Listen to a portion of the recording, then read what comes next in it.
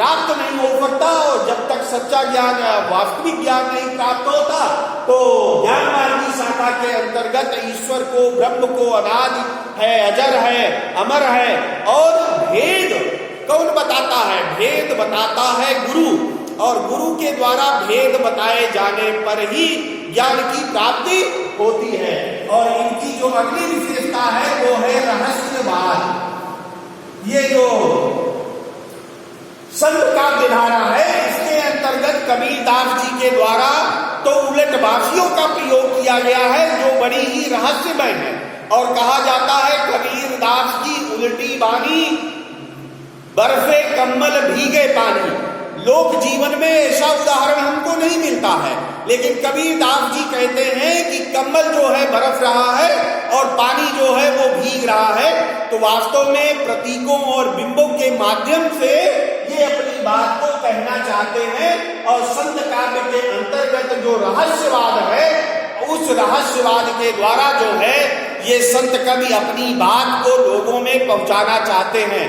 कबीरदास जी के अतिरिक्त अन्य और कवियों ने भी रहस्यवाद का प्रयोग किया है। और कबीरदास जी का जो रहस्यवाद है वो नाग पद से प्रभावित लगता है। और नाग पद से इन्होंने हरियो, इड़ा, पिंगला और सुषुम्ना नाड़ियां, चंद्र और सूर्य को प्रतीक के रूप में लिया है। तो नागपंथ का जो हठ योग है उससे कबीरदास जी प्रभावित थे।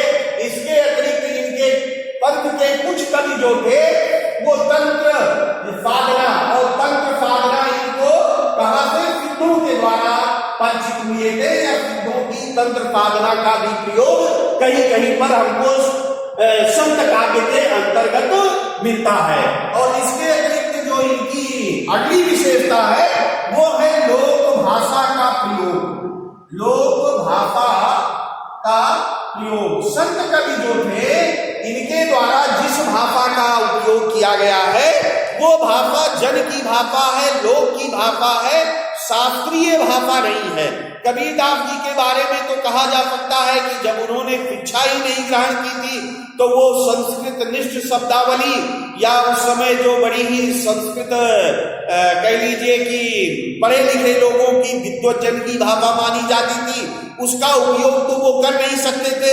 उनको उपदेश देना था, जन जागरण करना था, सामाजिक चेतना लानी थी। तो जन जागरण करने के लिए, सामाजिक चेतना लाने के लिए, सामाजिक सुधार लाने के लिए कौन सी वाणी सबसे ज्यादा प्रभावशाली हो सकती है?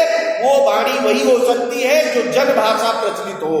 तो संत काव्य धारा के अंतर्गत कवियों की जो वाणी है, जो उपदेश है, चाहे वो बीजक के अंतर्गत साकी शबद रमैनी जिसका भी हम उल्लेख करें वो सारा का सारा काव्य जो है जन भाषा में है। और जन भाषा में उसमें ब्रज के भी शब्द हैं, अवधी के भी शब्द हैं, पंजाबी के भी शब्द हैं, अन्य क्षेत्रीय भाषाओं के भी शब्द हैं, अरबी फारसी के भी शब्द हैं। ये शब्द इसलिए हैं क्योंकि इन्होंने अपनी बात को बड़े सरल तरीके पे लोगों के समक्ष प्रस्तुत किया है। और आचार्य हजारी प्रसाद द्विवेदी के शब्दों में तो कबीरदास जी भाषा के तानाशाह माने जाते हैं। जब वो अपनी बात को कहना चाहते हैं तो भाषा सदैव उनके सामने दासी बन करके खड़ी हो जाती रही है। और जिस प्रकार से वो अपनी भाषा को प्रस्तुत करना चाहते हैं या अपने भावों को, विचारों को, तो भाषा उनके सामने खड़ी रहती रही है। और उनके द्वारा जैसे उदाहरण के रूप में देखें, बड़े सरल शब्दों में कैसे वो प्रयोग करते हैं और कहते हैं साच बराबर तप नहीं, झूठ बराबर पाप, जाके हृदय साच है ताके हृदय आप। अर्थात ये क्या कहते हैं कि सच्चाई के बराबर उसी बात को जो वेदों में, उपनिषदों में, शास्त्रों में बड़े गूढ़ तरीके से कहा गया है, रहस्यमय तरीके से, उसको ये सीधे सीधे सपाट शब्दों में कह देते हैं। सदुकड़ी भाषा का या पंचमेल खिचड़ी भाषा का प्रयोग इनके द्वारा, संत कवियों के द्वारा, क्योंकि ये एक स्थान पर ठहरते नहीं थे, भ्रमण करते रहते थे। तो स्थान स्थान पर भ्रमण करते रहने के कारण इनकी भाषा में कह लीजिए कि बहुत सारी उपभाषाओं या बोलियों के तत्व या शब्द सम्मिलित होते चले गए हैं। और कहा जा सकता है कि इनके द्वारा लोक भाषा का उपयोग किया गया है। और इनके साहित्य की जो अगली विशेषता है वो कहा जा सकता है मानवतावाद। मानवतावाद संत काव्यधारा जो है उसमें हमें मानवतावाद के लक्षण दृष्टिगोचर होते हैं। चाहे कबीरदास हो, चाहे मलुकदास हो, चाहे रैदास हो, चाहे गुरु नानक हो, जितने भी ये संत कवि हैं इनकी प्रमुख विशेषता रही है कि ये अपनी वाणी के द्वारा, उपदेश के द्वारा मानवतावाद आधुनिक विचारधारा यद्यपि मानी जाती है, लेकिन संत काव्य का जब हम अध्ययन करें तो हमें मानवतावाद के लक्षण मिलते हैं और ये मानव मात्र के प्रति प्रेम या मानव मात्र का कल्याण चाहते हैं और इनका सदैव लक्ष्य रहा है कि सभी को एक प्रकार से ईश्वर भजन या ईश्वर भक्ति का अधिकार प्राप्त होना चाहिए। केवल कुलीन वर्ग का अधिकार ईश्वर भजन करना या शास्त्र ज्ञान प्राप्त करना नहीं है, वरन जन सामान्य को ईश्वर प्राप्ति करने का और भक्ति करने का अधिकार है।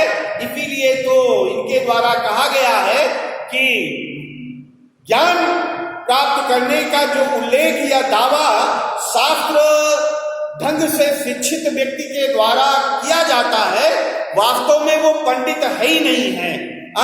और युग बीत गया, पंडित भया न कोई, मतलब कोई भी पंडित नहीं है। और ढाई आकर प्रेम का पढ़े सो पंडित हो।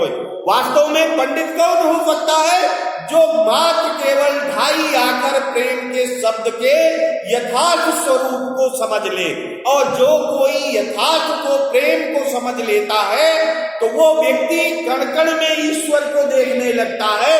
और अगर वो व्यक्ति कण कण में ईश्वर को देखने लगता है तो जाहिर सी बात है कि उस व्यक्ति में ऊंच नीच की भावना, सामाजिक विद्वेष की भावना, अलगाव की भावना दूर हो जाएगी और वो पूरी सृष्टि को एक तत्व या एक स्वरूप में देखने लगेगा। तो कहा जा सकता है जिस एक तत्व या समग्र तत्व के बारे में वेद या उपनिषद अपने तत्व चिंतन को करते हैं या व्यक्त करते हैं, उसी तत्व चिंतन को संत कवियों के द्वारा बड़े ही सरल और सहज ढंग से जन सामान्य तक पहुंचाने का कार्य किया गया।